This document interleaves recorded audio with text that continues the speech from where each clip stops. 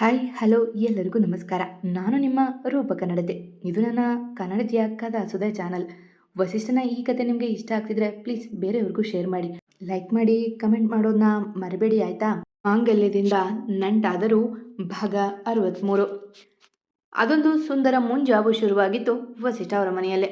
ಗಂಡನ ತೋಳಲ್ಲಿ ಬೆಚ್ಚಗೆ ಮಲಗಿದ್ದ ನಿಧಿಗೆ ಅದೇಕೋ ಇಂದು ಎಚ್ಚರವೇ ಆಗಲಿಲ್ಲ. ಗಂಡನ ಎದೆಗೂಡಲ್ಲಿ ಸಿಕ್ಕ ನೆಮ್ಮದಿ ಅಷ್ಟು ಹಿತವಾಗಿತ್ತೇನೋ. ಲೇ ವೈಫಿ, ಮಧ್ಯಾಹ್ನ ಊಟಕ್ಕೆ ಎದ್ದೇಳಿದೆಯಾ ಹೇಗೆ?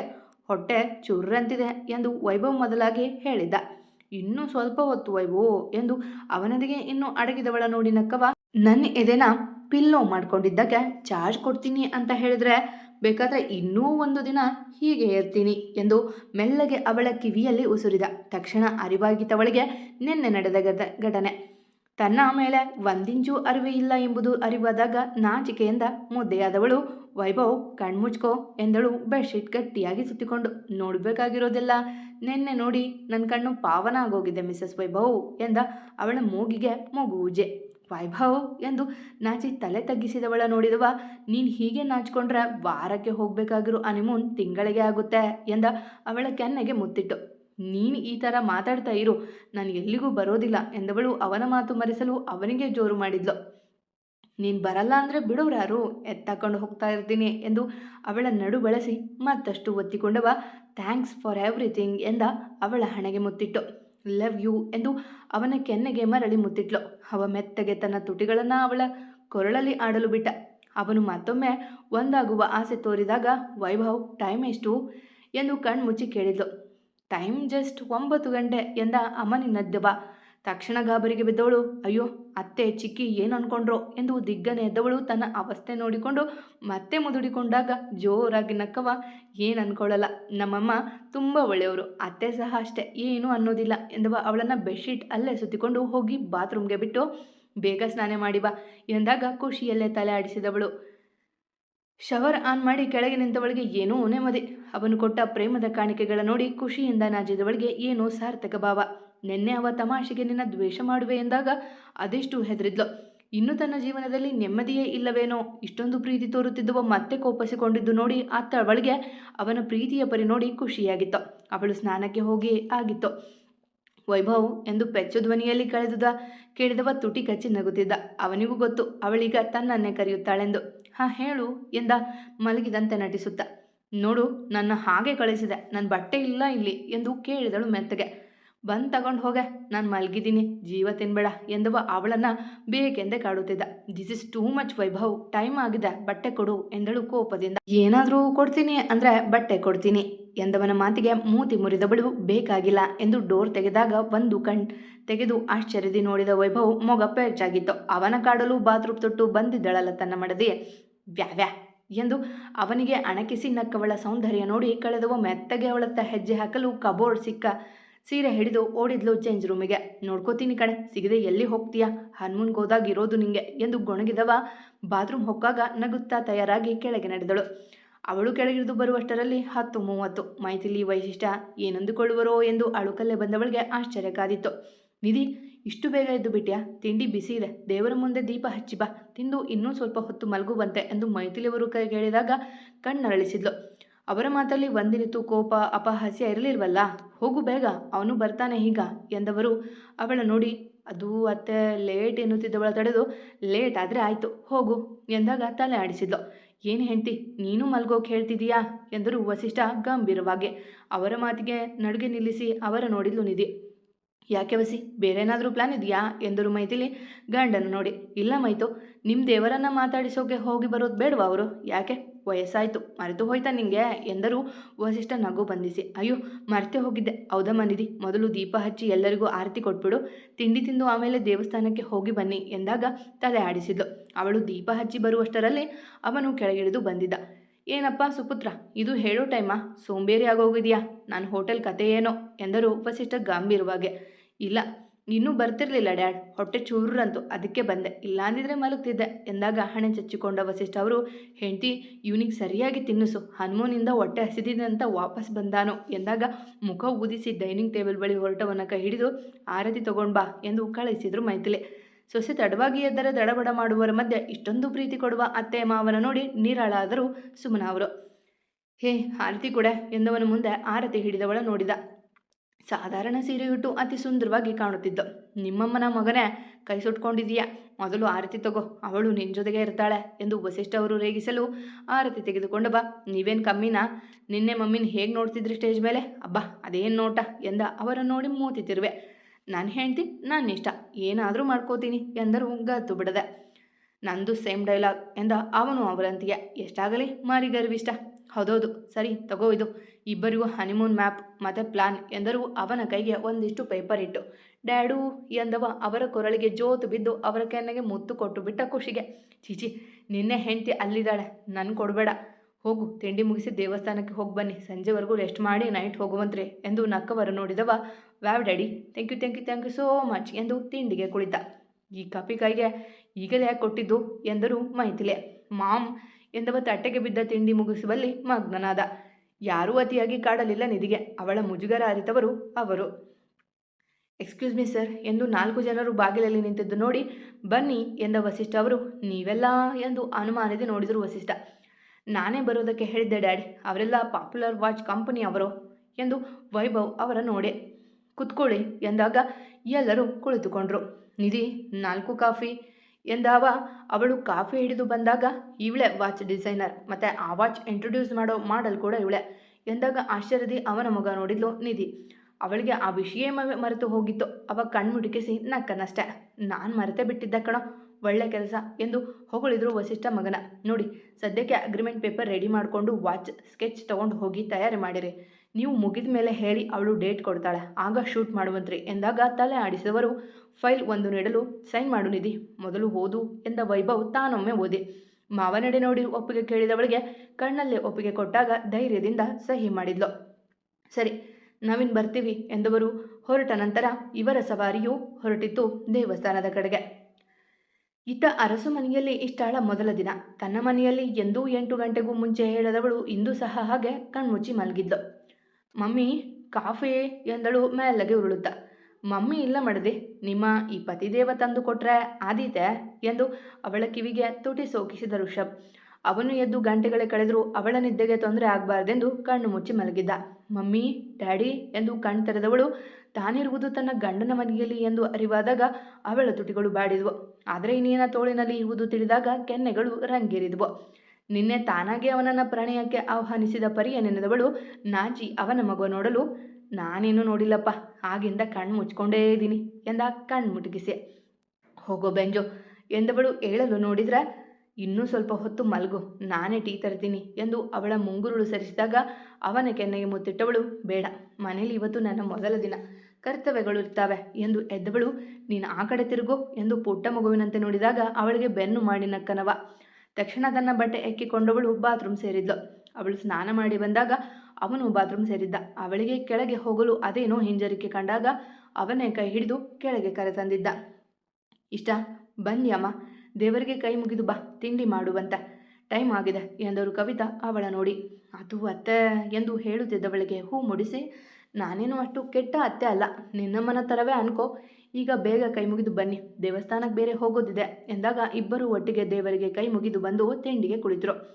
ಎಲ್ಲರದ್ದು ತಿಂಡಿ ಆಯಿತು ಮಮ್ಮಿ ಎಂದು ಋಷಭ್ ಕೇಳಿದಾಗ ಹ್ಞೂ ಆಯಿತು, ಎಲ್ಲ ಅವರವರ ಕೆಲಸಕ್ಕೆ ಹೋಗಿದ್ದಾರೆ ಎಂದು ನಕ್ಕರು. ತನ್ನ ಮನೆಯಲ್ಲಿ ಎಲ್ಲ ಒಟ್ಟಾಗಿ ತಿಂಡಿ ಮಾಡುತ್ತಿದ್ದ ಕ್ಷಣಗಳು ನೆನಪಾದವು. ಇಷ್ಟಾಗೆ ತನಗೆ ತುತ್ತು ಮಾಡಿ ತಿನ್ನಿಸುತ್ತಿದ್ದ ತಂದೆಯ ನೆನಪಾದಾಗ ಅವಳ ಕಣ್ಣುಗಳು ತುಂಬಿದ್ವು.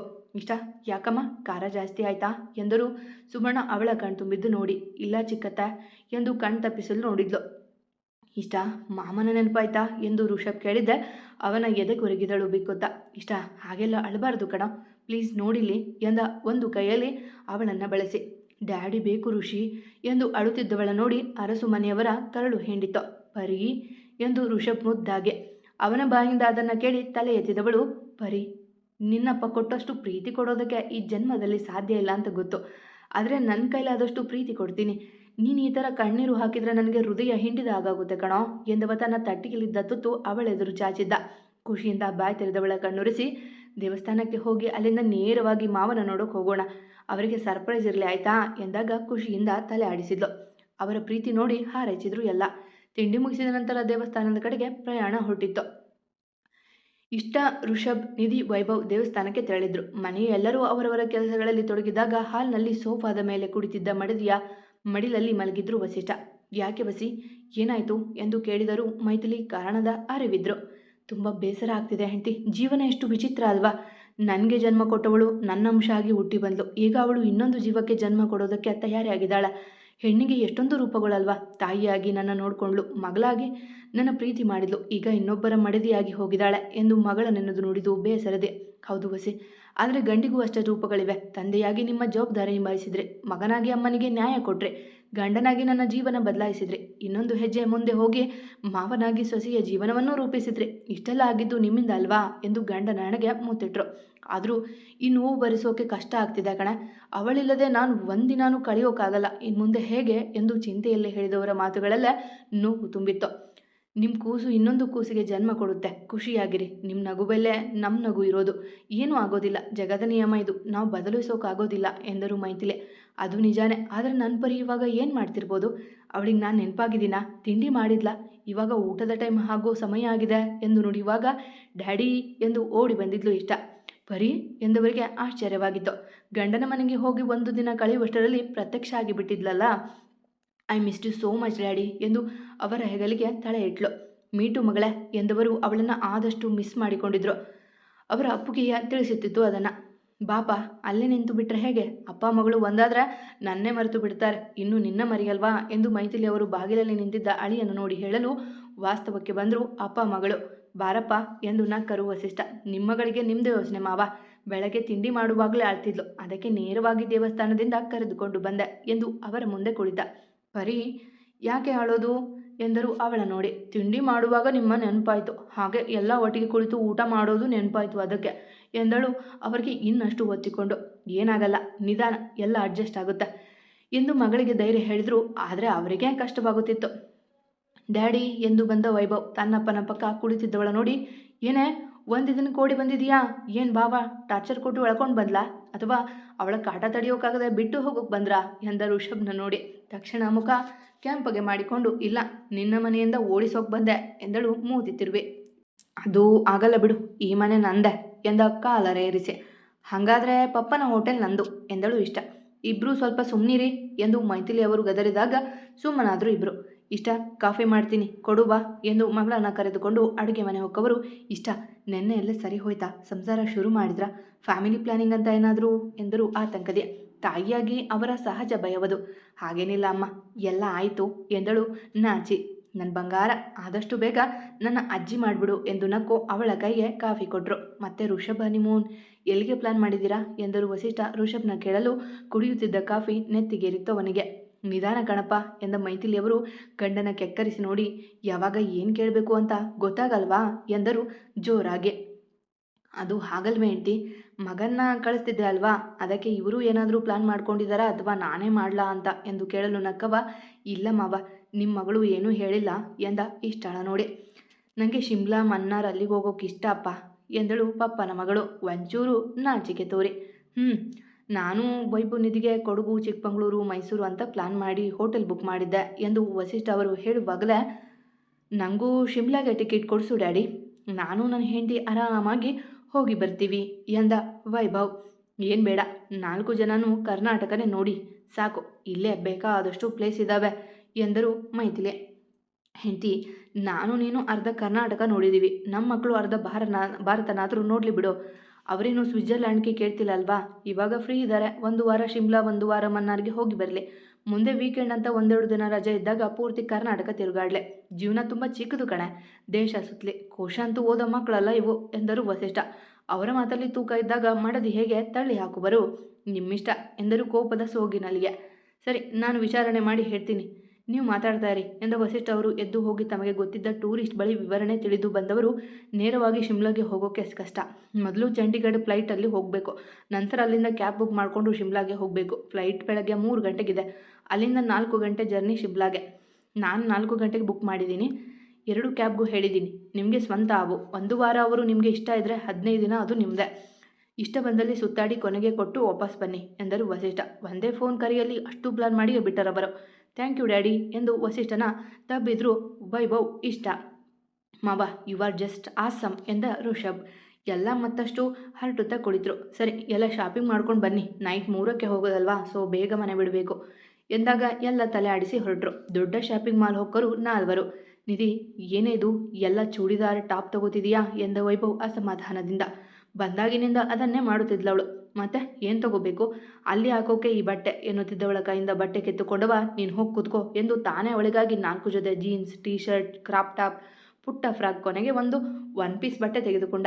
ವೈಭವ್, ಇದೆಲ್ಲ ನನಗಾ ಎಂದಳು ಅವುಗಳನ್ನು ಅಚ್ಚರಿಯಿಂದ ನೋಡಿ.